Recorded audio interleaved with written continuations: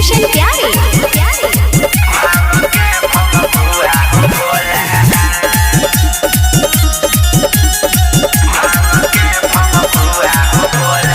छोरू ने पर्वत के धोलू ने आसन, बाबा कैलाश के करू ने भाषण। छोरू ने पर्वत के धोलू ने आसन, अपन कैलाश के करू ने भाषण। खाए के रोज मिली खोआ हो भोला, खाए के रोज मिली खोआ हो भोला।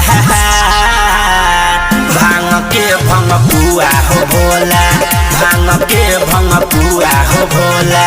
दूध मलाई के टोआ हो भोला, दूध मलाई भंग टोआ हो भोला। भांग के भंग पुआ हो भोला, भांग के भंग पुआ हो भोला।